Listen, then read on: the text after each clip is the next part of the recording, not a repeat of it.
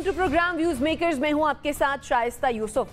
पंजाब और खैबर पख्तूनख्वा में इलेक्शन का बर वक्त इनकाद ताहाल सवालिया निशानात का शिकार है, क्योंकि एक तरफ हुकूमत की तरफ से बार बार इस किस्म के बयानात भी दिए जा रहे हैं जिनसे तासुर यही उभर रहा है कि वो इलेक्शन के अलावा कुछ भी कबूल करने के लिए तैयार नहीं है। और दूसरी जानिब एक अहम तरीन सुप्रीम कोर्ट में समात भी जो है वो जेर समात है। सवाल ये कि क्या पंजाब और खैबर पख्तूनख्वा में बर वक्त इंतखाबात का इनकाद मुमकिन नजर आ रहा है। डिस्कशन के लिए जो मेहमान हमारे साथ मौजूद हैं, तारुफ में आपसे करवा दे। ज्वाइन किया है नासिर बेग चुगताई साहब ने, अमीर अब्बास साहब हमारे साथ मौजूद हैं, अमर शमसी साहिबा ने हमें ज्वाइन किया है और हमें ज्वाइन किया है मुजम्मिल सोहरावर्दी साहब ने भी। आप तमाम मेहमानों के वक्त का बेहद शुक्रिया। वैसे आपकी जानिब आऊँगी, क्या लगता है, क्या हुकूमती इदारे और इलेक्शन कमीशन इंतखाबात की तरफ जा रहे हैं, चाह रहे हैं? ये जाना तो पड़ेगा ना। इस बारे में हम बहुत ज़्यादा बहस कर चुके हैं इसी प्रोग्राम में पहले भी, और आज जो सुप्रीम कोर्ट में बहस हो रही है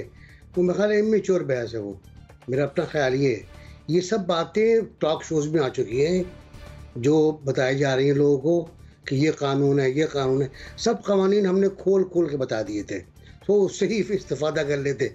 नहीं हुआ, वक्त ज़ाय कर रहे हैं फजूल में। तो और ज़ाहिर हेडलाइंस बन रही हैं, हेडलाइंस बन रही हैं, टूट गई, तलक करके टूट गई। वो टूटनी तो थी ना, वो जिस तरह बनी थी वो। उसके बाद अब दूसरी बनी है, उसकी भी पोजीशन तकरीबन वही है। तो लेकिन आप आइन से और कानून से हट नहीं सकते। वो पीपल्स पार्टी हो, मुस्लिम लीग नून हो, वो सुप्रीम कोर्ट हो, वो हाई कोर्ट हो, या वो कोई थानेदार हो, इन चीज़ों से हट नहीं सकते। आपको 90 डेज़ का जो डेडलाइन है उसको पूरा करना पड़ेगा। अटॉर्नी जनरल ने एक डेट दी है 25 अप्रैल की कि उससे पहले इंतखाबात नहीं हो सकते। और अटॉर्नी जनरल फेडरल गवर्नमेंट के आदमी होते हैं। सदर साहब के भी वकील आ चुके हैं, सलमान अकबर राजा साहब। लग रहा था मुझे कि वो आने वाले होंगे किसी तरफ से, तो उनके टॉक शोज चल रहे थे, उससे अंदाज़ा हो रहा था। तो वो सदर के वकील हो गए। सदर साहब ने इसमें असल में क्या गड़बड़ी क्या हुई है, सदर साहब ने इसमें अपना हिस्सा डाल के मामला ख़राब कर दिया। वो जो बहुत अच्छी रेसिपी बन रही थी उसमें उन्होंने मिर्चें बहुत डाल दी, तो वो पूरी हांडी ख़राब हो गई और उससे गड़बड़ हुई है। एक तरफ वो मामला जा रहा था इलेक्शन कमीशन की तरफ, हम भी यहाँ बेजे ठोक ठोक के कह रहे थे कि ये काम इलेक्शन कमीशन का है कि वो इंतखाबात कराए, ये काम इलेक्शन कमीशन को करना चाहिए। और एक तरफ दूसरी बात आ रही थी अथॉरिटी हुक्म दे, अब अथॉरिटी का भी फैसला हो जाएगा। लेकिन मुझे लगता है ये कि इस प्रोसीडिंग का, लेकिन एनबीसी उस वक्त ये भी तो सामने आ रहा था ना कि इलेक्शन कमीशन बार बार यही मौकफ अपनाए हुए था कि तारीख देना हमारा काम नहीं है। वहां तो जंग ये चलना शुरू हो गई थी कि अब तारीख देगा कौन। अब भी वो यही कह रहा है, अब भी वही कह रहा है कि तारीख देना हमारा काम नहीं है, लेकिन तारीख वही देगा, क्योंकि जो लॉ में लिखा हुआ है कि इंतखाबात की जिम्मेदारी इंतखाबात का कराना, इंतखाबात को मुनज़्ज़म करना, इंतखाबी नताइज जारी करना, ये सारा का सारा काम इलेक्शन कमीशन का है। और इस बारे में बहुत सी गलत फहमियाँ दूर हो चुकी थी डस्का वाले केस के अंदर। अगर डस्का केस को आप लें तो बहुत सी क्वेश्चन मार्क जो थे वो हट गए थे और वहाँ जवाब मिल गया था। यहाँ फिर जवाब मिल जाएगा आपको कि जी देखिए, गवर्नर पंजाब ने असम्बली नहीं तोड़ी, अब ये काम आपका है डेट देना। गवर्नर केपी ने असम्बली तोड़ी है, वो आपको डेट देंगे, उनको डेट देना चाहिए, ना दे तो फलां साहब डेट। इसमें मसला ये नहीं है, मसला ये है कि 90 डेज की जो क्लॉज है वो अगर कोई सैलाब आता है, आंधी तूफान जलजला आता है, तो शायद वो डिले हो जाए। लेकिन वो डिले वैसे नहीं हो सकती, हम जिस तरह बैठे बातें कर रहे हैं आपस में, इस तरह नहीं हो सकती, इस तरह नहीं हो सकती। तो मेरा ख्याल ये है कि 90 डेज का होगा। और अदालत को शायद मेरा अपना अंदाज़ा है कि हाई कोर्ट, जो 2 हाई कोर्ट्स हैं, उनमें जो मामला चल रहा था उसका इंतजार करना चाहिए था। अब अपनी अपनी राय है, अपने अपना कानून। हमारे मुल्क में मुझ समेत हर शख्स माहिर कानून बना हुआ है, हर शख्स जज बना हुआ है, हर शख्स। और जो जज हैं वो जज नहीं कर रहे, पता नहीं क्या कबात है। ठीक है, आपका पॉइंट आ गया। अमीर अब्बास, सुप्रीम कोर्ट में मामला चल रहा है, लेकिन हम देख रहे हैं सवालात महदूद हो गए हैं और मामला जहां तक आकर महदूद हुआ है वो ये है कि अब तारीख कौन देगा। लगता है कि फैसला जल्द आ जाएगा, और अगर तो फैसला ये आता है मिसाल के तौर पर कि इलेक्शन कमीशन जो है वो डेट अनाउंस करेगा, तो क्या election commission within 90 days इंतखाबात अनाउंस करके करवा सकता है, करवाएगा? देखिए, इलेक्शन कमीशन को 45 दिन चाहिए होते हैं कम से कम इंतखाबात करवाने के लिए। 90 दिन का तो अरसा दिया जाता है ना कि 90 दिन के अंदर आपने इंतखाबात करवाने, यानी मैक्सिमम 90 दिन तक, उससे पहले कभी भी आप इलेक्शन करवा सकते हैं। 45 दिन उनको चाहिए तैयारी के लिए। 44 गुजर चुके हैं वैसे 90 दिनों में से। 90 दिनों में से तो समझे फिर 45 दिन बाकी रह गए, तो इसीलिए शायद कल अदालत इस केस को मुकम्मल करने जा रही है। देखिए, कितने ताज्जुब की बात है कि आप एक आइन की किताब पिछले 50 साल से लेकर फिर रहे हैं और उस आइन में ये बात लिखी है, और आज 50 साल के बाद आप उसके ऊपर लड़ रहे हैं। यानी इंसाफ भी लड़ रहा है, कानून भी लड़ रहा है, वकील भी लड़ रहे हैं, सियासतदान भी लड़ रहे हैं, तज्जियाकार भी लड़ रहे हैं कि समझ नहीं आ रही कि भाई इलेक्शन कब होने चाहिए। तो 50 साल से जिस आइन की किताब को आप अपने सीने से लगा के साथ ऐसे चमटा के फिर रहे हैं कि ये आइन की किताब है, ये आइन की किताब है, इस पर चलना चाहिए और इससे नहीं हटना चाहिए, इससे डेविएट नहीं होना चाहिए। 50 साल के बाद आपको पता चल रहा है कि उस आइन में तो इबाम है। 50 साल के बाद आप उसी आइन के ऊपर लड़ रहे हैं, अगरचे ऐसा नहीं है, इबाम नहीं, इबाम पैदा किया जा रहा है। ये बड़ी सेल्फ एक्सप्लेनेटरी आइन के अंदर ये चीज मौजूद है कि 90 दिन में इंतखाबात होंगे। इसी तरह असम्बली तोड़ने का, यानी जो असम्बली तहरील करने का इख्तियार है चीफ एग्जीक्यूटिव के पास है, वो चीफ मिनिस्टर है या प्राइम मिनिस्टर है, वो सेल्फ एक्सप्लेनेटरी है। लेकिन उस पर भी सवाल उठ गया कि भाई सबसे पहले तो वहां से शुरू करें ना कि असम्बली टूटी कैसे। तो हम एक मुबहम किस्म की कौम है, हम एक कंफ्यूज कौम हमें बना दिया गया है। टोटल शायद कोई आप देखिए, बरतानिया, उनके पास रिटन कॉन्स्टिट्यूशन ही नहीं है। ऐसा मुल्क है कि उनके पास तहरीरी आइन ही नहीं है, लेकिन वो लड़ते नहीं है आपस में। कुछ कॉमन सेंस की चीजें होती हैं, कुछ अंडरस्टैंडिंग होती है, एक बेसिक अंडरस्टैंडिंग होती है कि रियासत को चलाना कैसे है। हमारे यहां जहां इस उसूल से मुझे फायदा पहुंचेगा, मैं मोम के नाक की तरह उसको मोड़ दूंगा। जहां मुझे इस उसूल से नुकसान पहुंचेगा, जो आज हो रहा है, हालांकि मैं उसी उसूल पर कार्बन चला रहा हूं 50 साल से। और ताज्जुब यह कि पीपल्स पार्टी जैसी पार्टी जो खुद आइन साज जमात है, जो कॉन्स्टिट्यूशनलिस्ट पार्टी होने का दावा करती है, वो पार्टी आज इबाम पैदा कर रही है इस बारे में कि इंतखाबात होने चाहिए नहीं होने। भाई नून लीग की तो चले एक माजी रहा है इस तरह का कि उसके एस्टैब्लिशमेंट के साथ मरासिम रहे, एस्टैब्लिशमेंट के जरिए वो सामने आती रही। कम से कम पीपल्स पार्टी का तो इबाम नहीं पैदा करना चाहिए था, उसको तो कैटेगोरिकली कहना चाहिए था कि 90 का मतलब है 90। शहबाज शरीफ साहब सुन लें, लेकिन वो भी कोई वाज़े मौक़िफ़ देने को तैयार नहीं है। सो मैं समझता हूं कि ये बड़ा बरवक्त फैसला किया है चीफ जस्टिस साहब ने इस पर सू मोटो लेने का। अगर वो ना लेते, फर्ज कर लें कि 90 में से हम आज 88वें दिन पर खड़े हैं या 89वें दिन पर खड़े हैं, कल 90वां दिन आ रहा है और अभी तक इंतखाबात की तारीख नहीं आई, क्या करते हम?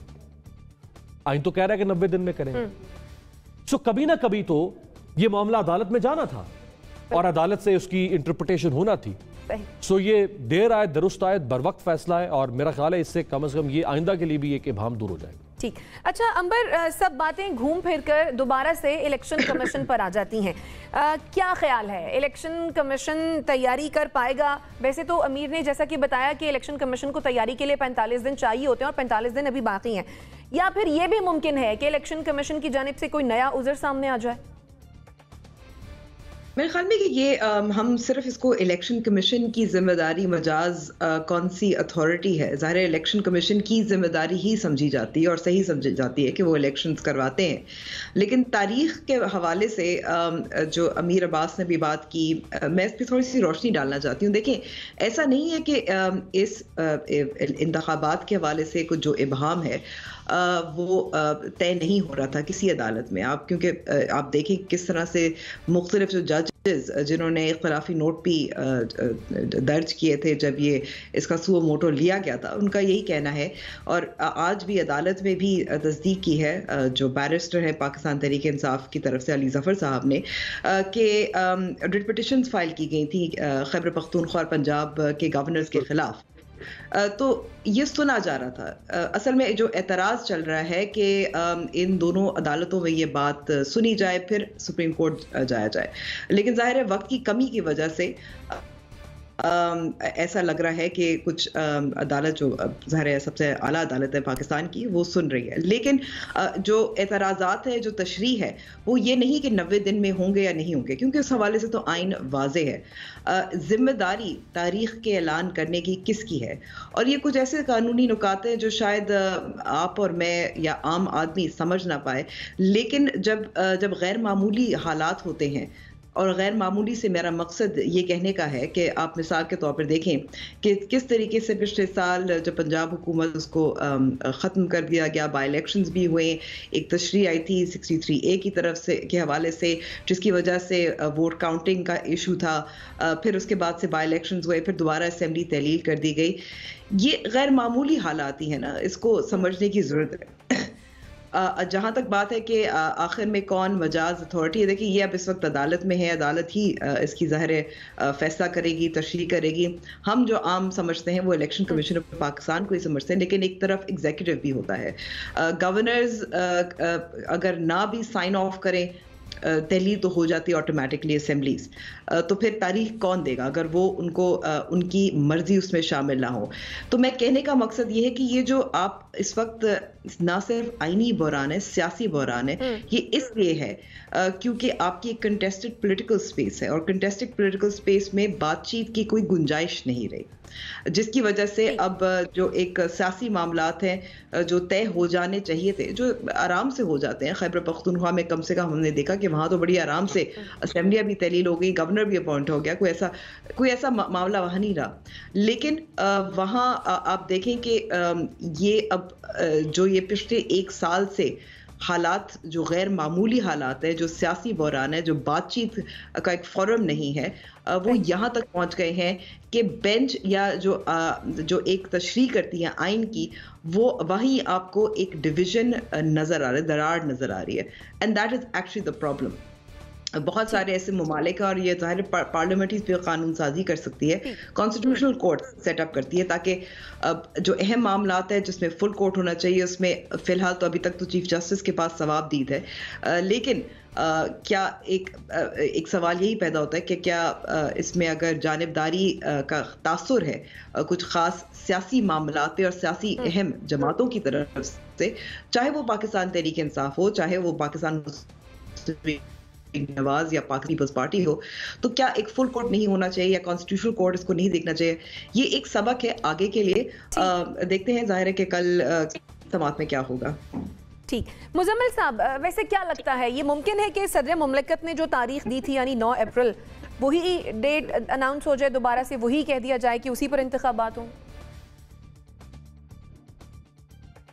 मेरी राय में कह भी दिया जाएगा तो नहीं होगा, क्योंकि मामला इतना मुतनाज़े हो गया है सुप्रीम कोर्ट में, और सुप्रीम कोर्ट के अपने जजेस ने इस बेंच को जिस तरह अदम एतमाद का इजहार किया है, और जिस तरह बेंच टूटा है, और जिस तरह के इख्तलाफी नोट्स सामने आ गए हैं मोहतरम जजेस साहब के, तो मेरे ख्याल में अब इस बेंच के फ़ैसले की भी कोई वैल्यू नहीं रही है। ये नहायत मुतनाज़े बेंच बन गया है।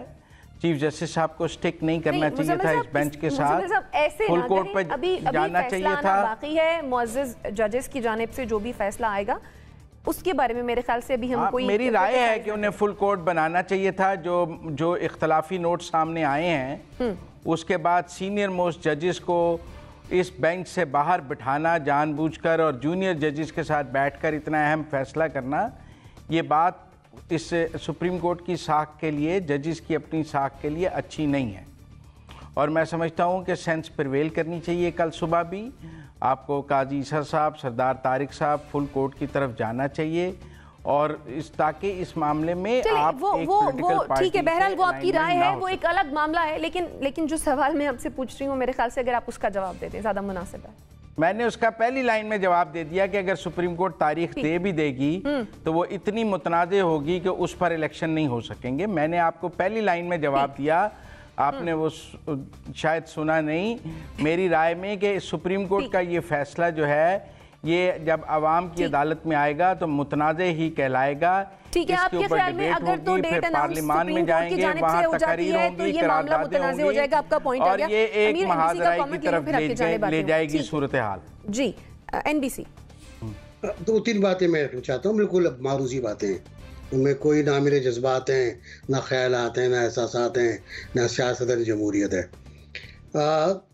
इलेक्शन कमीशन ने एक अदालत में खड़े होकर फरियाद की कि मैं कैसे इंतखाब कराऊँ भाई, आप मुझसे करो इंतखाब कराऊँ। अदलिया ने इनकार कर दिया मुझे अपने अफसरान देने से, निगरानी करने के लिए, रिटर्निंग ऑफिसर बनाने के लिए, आपने इनकार कर दिया जाने वाला। फिर वो कहते हैं कि मेरे पास फंड नहीं है, हुकूमत ने मुझे फंड नहीं दिए जो मैंने मांगे थे, हुकूमत ने हमारे पास फंड नहीं है। हमने फौज से कहा कि हमें नफरी दें, हमें रेंजर्स दें, हमें इंतज़ाम करना है अमन व अमान का, वहाँ से भी इनकार आ गया। तो अब मैं कैसे इंतखाब कराऊँ? मैं तो एक तरीका हूँ, ज़रिया हूँ इंतखाबात कराने का।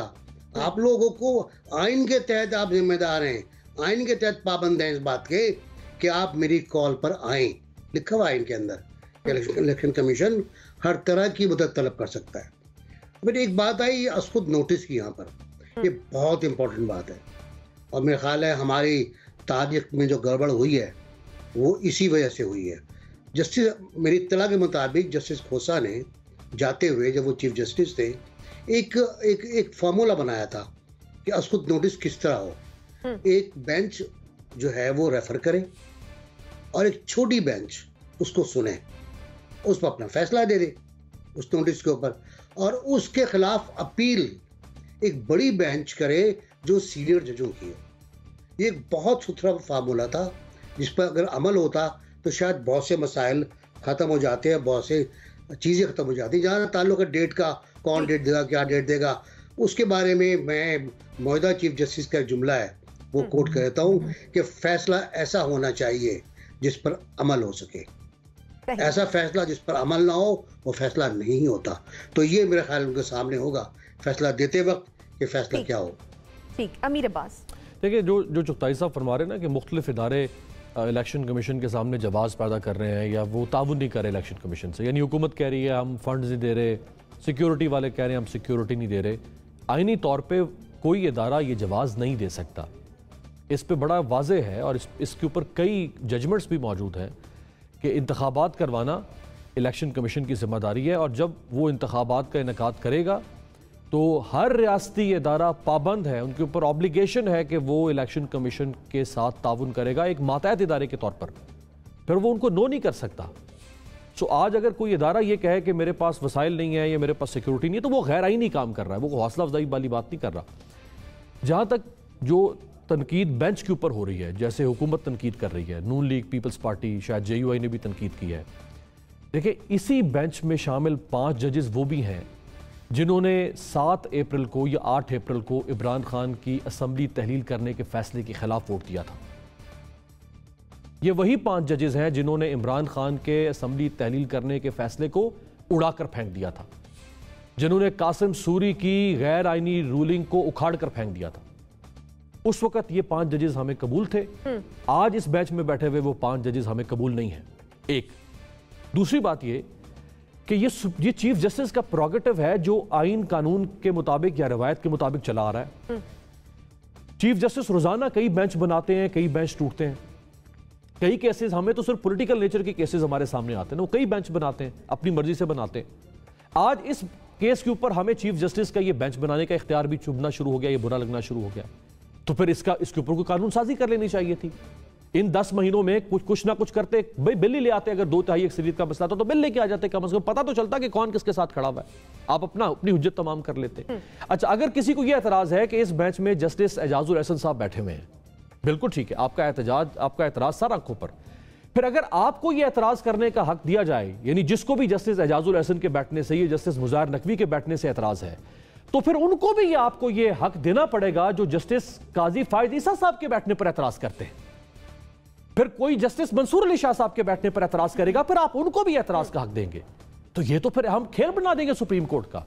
मुझे शाइस्ता पसंद नहीं होगी, किसी को अंबर पसंद नहीं होगी, किसी को चौधरी साहब पसंद नहीं होगी बतौर जज, इस तरह तो नहीं चलता ना फिर मामला। जो जज बनकर आ गया, हाँ जैसे मुजाहिर नकवी साहब के बारे में एक केस सामने आया, उसके ऊपर परसू करना चाहिए। अगर किसी जज की इंटेग्रिटी क्रेडिबिलिटी का मसला है, उसके ऊपर प्रॉपर ड्यू प्रोसेस से फॉलो करें, उसको अंजाम तक पहुंचाएं। ऐसे जज को नहीं बेंचना चाहिए किसी बेंच की, या उसको हिस्सा नहीं होना चाहिए सुप्रीम कोर्ट का। बट जब तक एक 15 या 17 रुकनी अदालत मौजूद है, तब तक तो वो अदालत ही है, उसको तो आप नहीं मुतनाज़ा नहीं बना सकते। सही। मुजम्मिल साहब, देखिए अमीर अब्बास साहब जो है ना, आधी तस्वीर का आधा रुख पेश करते हैं। वो ये क्यों नहीं बताते कि इसी अदलिया ने ये रवायत भी पैदा की है कि काजी ईसा साहब इमरान खान का कोई केस नहीं सुनेंगे क्योंकि इमरान खान ने उनके खिलाफ रेफरेंस फाइल किया और उन पर एतराज़ किया हुआ है। हालांकि उस एतराज़ पर वो खुद माफ़ी भी मांग चुके हैं। जुडिशल फैसला दिया है इस चीफ जस्टिस ने कि काजी ईसा साहब इमरान खान का कोई मुकदमा नहीं सुनेंगे क्योंकि इमरान खान से उनके खिलाफ है। ये रवायत तो अदालत ने खुद डाली है कि एक जज इस बात पर आपने साइड पर बिठाया है कि वो इमरान खान का मुकदमा ना सुने, तो दूसरी साइड को अब इतराज़ करने का हक क्यों नहीं है? ये हक सिर्फ इमरान खान को है कि वो अदालत से अपनी मर्जी के फैसले ले ले, और जो जिस जज के बारे में उसे ये राय हो कि ये मेरे खिलाफ फैसला दे सकता है, उसको अपने मुकदमात से अलग कर ले, और बाकियों को इतराज़ करने का हक नहीं है। ये सिर्फ पाकिस्तान में एक लीडर को यह हक दिया जा सकता है, बाकियों की जुबानबंदी करके सर कलम करा दें, चाहे भुट्टो हो चाहे नवाज शरीफ हो, वो अपनी गर्दन पेश करते रहें और ये सर काटते रहें, और एक लाडला जो है वो लेकर चलता रहे। नवाज शरीफ कौन सी गर्दन पेश की है? वो तो गर्दन बचा के 3.5 साल से लंदन जो नाअहल है सारी उम्र के लिए, और गर्दन क्या होती है सियासी तौर पे? आपको तो गर्दन नजर ही नहीं आती, आपको तो सिर्फ इमरान खान की गर्दन नजर आती है कि वो अकड़ी रहनी चाहिए। दूसरी कोई गर्दन आपको गर्दन ही नहीं लगती, ना भुट्टो की गर्दन, ना बेनजीर की गर्दन, ना आपको नवाज शरीफ की गर्दन, ना किसी की गर्दन। वो सब तो काबिल नफरत लोग हैं। सही जुडिशल उनकी फांसियां लगी हैं, सही। ठीक है मुजम्मिल साहब, आपका पॉइंट आ गया, आपका पॉइंट आ गया। एनबीसी में अंबर का कमेंट ले लूं, फिर आपकी जानिब आती हूं। जी जी देखिए, जो इस वक्त पॉइंट उठाए मुजम्मिल साहब ने, वो भी एक दुरुस्त पॉइंट है, और एक हक होता है एतराज़ करने का, उसमें कोई शक नहीं, और सवाबदीद भी चीफ जस्टिस की होती है, उसमें कोई शक नहीं है। पार्लियामान जो है कानून साजी करे, वो भी जाहिर है, इट्स एन ऑब्वियस स्टेटमेंट, लेकिन इसीलिए मैं इत्तफाक करती हूँ फुल कोर्ट से, क्योंकि उसमें तमाम लोगों के जो एतराज़ात हैं वो जम हो जाते हैं, क्योंकि तमाम जजेस, चाहे आपको उनकी जजमेंट्स अच्छी लगे ना लगे, आपका एक तारीख हो, एक हिस्ट्री हो उनके साथ अच्छी ना लगे, लेकिन तमाम व्यू पॉइंट्स रिप्रेजेंट हो जाते हैं। तो मेरे ख्याल में कि ये एक मुनासिब दरख्वास्त थी जो मौजूदा PDM की हुकूमत थी कि फुल कोर्ट। ठीक है, एनबीसी वन लाइनर कमेंट कर दीजिएगा, फिर मुझे ब्रेक लेनी है। पहले वन लाइनर सही, हम लोग तो और मुतासरीन जस्टिस मुश्ताक, अनवार उल हक, नसीम हसन शाह, जस्टिस इरशाद, जस्टिस मुनीर, इन सबको बर्दाश्त करते चले आ रहे हैं, यस्सर करके, माय लॉर्ड करके झुकते चले आ रहे हैं, अपने सर पेश करते चले आ रहे हैं। कोई मसला नहीं है, और भी कर लेंगे, थोड़ा और कर लेंगे। दूसरी बात ये, जिस आइन की बात कर रहे हैं आप, मुझे हंसी आती है इस आइन के ऊपर कि जिसके ऊपर 30 साल तक आमिरों ने कब्जा किए रखा, ठीक, जिसको 25 साल तक आमिर मस्क करते रहे, जिसको 25 साल तक आमिरों ने सर्द खाने में डाल दिया, उस आइन की बात कर रहे हैं आप, जिसका हुलिया बिगाड़ दिया गया। जस्टिस इफ्तिखार चौधरी ने उसके साथ जो किया वो नाकाबिल माफी है, इनको माफ नहीं करना चाहिए भाई। ठीक है, एक 10 सेकंड काउंट देने जी। मुजम्मिल साहब को वैसे अदालत के उस फैसले पर तैश क्यों नहीं आता कि जिस फैसले के तहत 4 हफ्ते के लिए नवाज शरीफ साहब को बाहर जाने दिया गया था, 3.25 साल हो गए वापस नहीं आते, कभी इस पर भी तैश आना चाहिए? वापस बुलाए भाई, का पॉइंट आ गया नाज़रीन। नहीं, तो थी हमारे इस पर मुझे बहुत तैश है कि इमरान खान साहब ने, एक मिनट जवाब देने दें, मुझे बहुत गुस्सा है इमरान खान साहब पर कि उन्होंने उनको बाहर जाने की इजाजत क्यों नहीं दी। वो क्यों दी? वो कहते हैं पाकिस्तान के हर अस्पताल में आपका इलाज कराऊंगा, बाहर जाने की इजाजत दी। मुजरिम उसमें भी मुल्ज़िम इमरान खान है। ये थी हमारी एनालिस्ट की राय। और जब ये सोशल मीडिया सार्फिन के सामने रखा कि क्या पंजाब और खैबर पख्तूनख्वा में बर वक्त इंतखाबात का इनकाद मुमकिन नजर आ रहा है, 41% लोगों का मानना यह था कि जी हाँ, जबकि 59% लोगों का मानना है कि इंतखाबात का इनकाद फिलहाल तो मुमकिन नजर नहीं आ रहा है। ब्रेक लेते हैं, वापस आते हैं, स्टे विद अस।